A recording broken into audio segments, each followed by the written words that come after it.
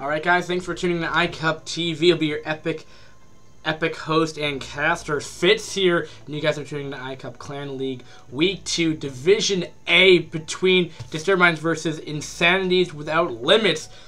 And competing for Disturbed Minds, spawning in the bottom left, it will be the red Protoss.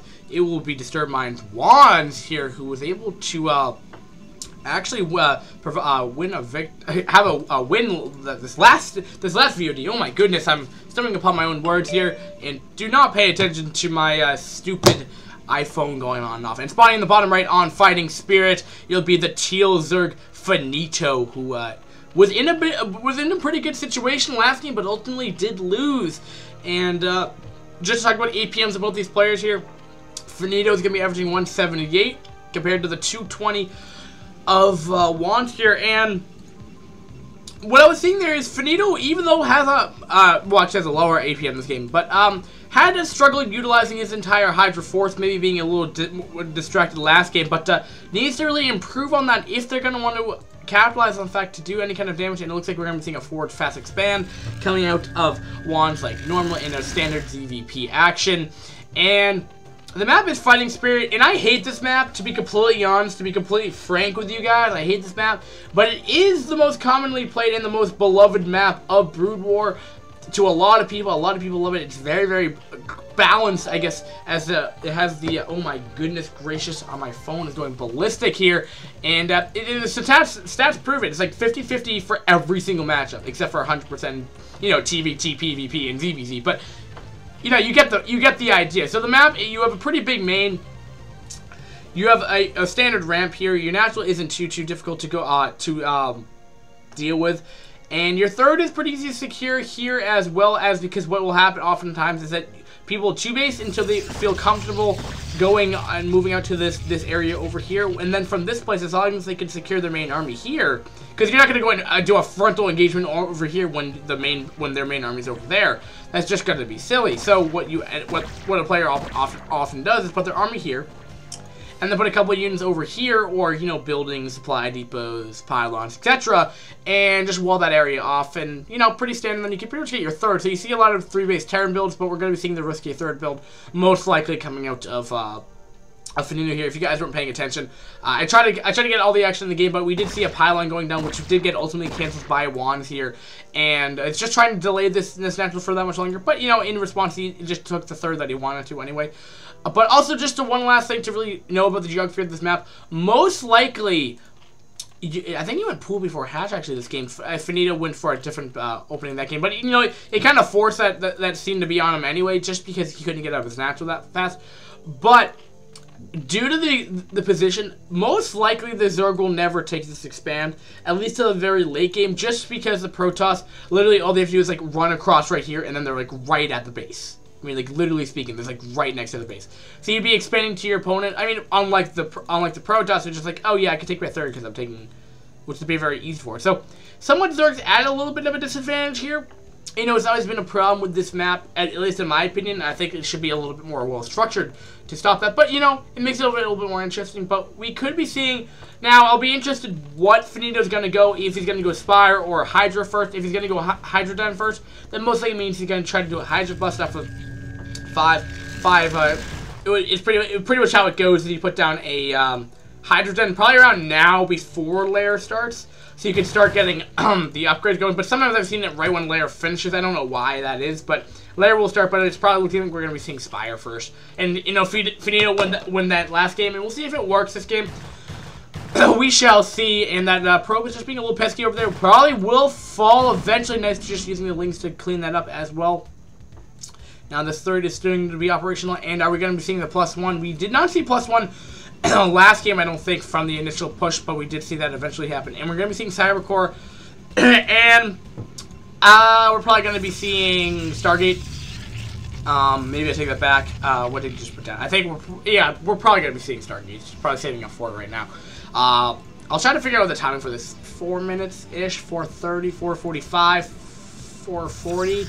4:40. I'll try to remember that timing from now on. But 4 minutes and 40 seconds tends to be the standard. But he didn't get +1, which is the reason for this is just for the Zealous to only 2-hit Lings, as it just, helps a lot in the mid and late games. When you're doing Zealot run-bys and etc., the Lings won't do as nearly as much damage, especially when those Lings get crackling. It's just nice to kill off as many as you possibly can. Because Zealots aren't really that great against Lings in the late game, just because crackling with 3/3 is just kind of ultra ridiculous and terror awesome and not fair. But let's be careful. It doesn't want to lose its Overlord. I don't think it will fall. But, yeah, it looks like it will survive for right now, and Fire's going down. So, yeah, we're going to be seeing Scourge to deal with, to compensate for the Citadel coming up, so it actually might be a juke. Well, at least it doesn't look like he's going to heavily invest in this, as we're not seeing +1, and we're seeing more tech buildings coming down, so it doesn't look like that at all. But it looks like, but we'll know about that third up there, and just proving to be a little annoying with that. So, a nice little scout victory, if you could call that, for WandS right there. And in response to that, he will be sending over a Dragoon and 2 Zealots here. But I think this is just at risk with Speedlings over here. Just completely get surrounded here and ultimately just lose that push right there. In a scenario where units this early on really matter, I think, there might be a window where he can go through here. If he just goes for it, but there are 2 cannons there, just being a little annoying. Might try to maybe put off a Zealot there or 2. But Will's doing enough damage. Hatchery is going down here, and if you guys didn't know, this 3-base play is normally followed up by 2 hatcheries, one at the natural and one at the third, where the third's place. But we'll try to drill his way over here, or just transfer out of there.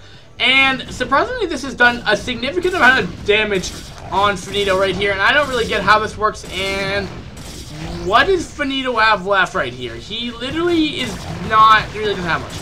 And of course, there is over here going to get the first Overlord kill, and we're looking at 47 supply to 32, and he is supply blocked, and that will further supply block him even further here.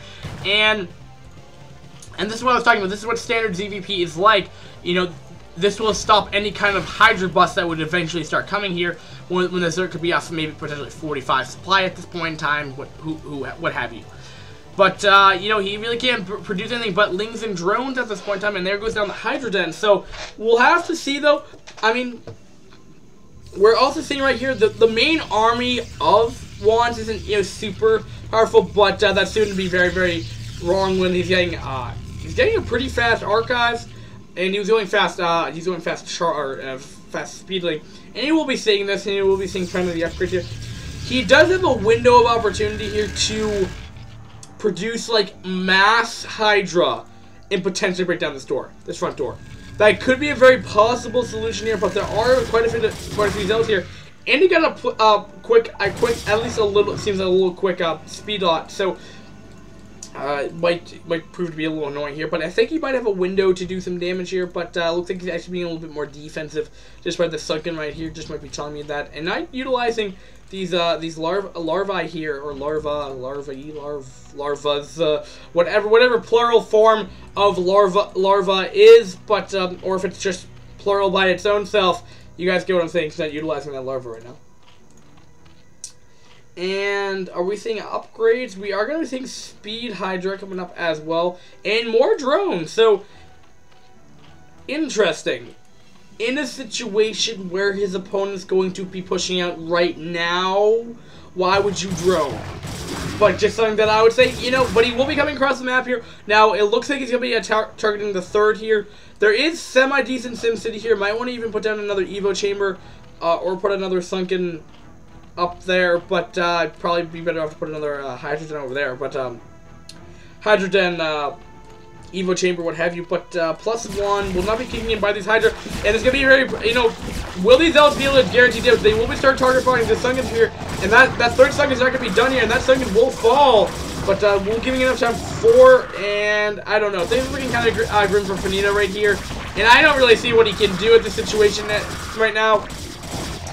And he's going to have to bring over drones here, and just these Zealots are just proving to be so annoying at this point in time here. And Finito might just lose this game straight up. Like, legitimately speaking, he just may lose this game straight up. Like, right here, right now, right. I don't know how that's really worked out, but there, Finito does just leave the game. Which, again, wait, are you guys seeing this? No, like, hold on, before I actually go on here. But look over here. That is like a blue Scourge with a red, with a teal. That's so weird. You see that? See that Scourge that's teal and that wow, that's really wacky. But anyway, moving on to the facts of the point of this game. We saw Finito go for a 3-base play, and this is what happens when you go a 3-base. Sometimes this happens. Sometimes they don't really have, the Protoss doesn't heavily invest in Corsair, which you're ready for, and then they all kind of come out with like 5-gate Zealot, and bam, your front door is completely decimated. So something to think about. Faster lurker timing could be something. You can always go fast lurker. It's not an unstandard build, perhaps. It's just less common. Getting better scouting information. I don't know why you did a wave of drones. I think, Finito, you just need to practice a little bit more. When you have the Scourge in front of your opponent's base and you see 5 gateways coming down, within the like 1 or 2 minutes, there's gonna be a push coming. Especially only if they're off a 2-base. Like, that's like an indicator. Protoss loves to do 2-base timings in Brood War, and that's just how it plays out. But if you're stepping back from that, better SimCity could help you for sure. Getting more lanes, getting more Hydra, not losing a whole bunch of Overlords in the beginning part of the stage to like 2 Corsair. Really didn't do too much when you really shouldn't have done that much damage. Get your Scourge out, which I really didn't see that much of in this game, but I might have missed it as well. So anyway, that will conclude this VOD. But I want to quickly mention though, there will be another game coming up, which I don't know if this is a best of 5 game or a best of 3, whatever, to compensate for maybe games lacks of played or whatever have you. So we'll see if Finito and WandS will lose or WandS will lose. But thanks guys for watching this VOD. We'll be going on to game number 3 or game number 2. It might have been. I don't really know how it's going to work out. But thanks guys for watching, and I'll be getting ready to cast the game very, very shortly, guys. Thanks for watching, and peace.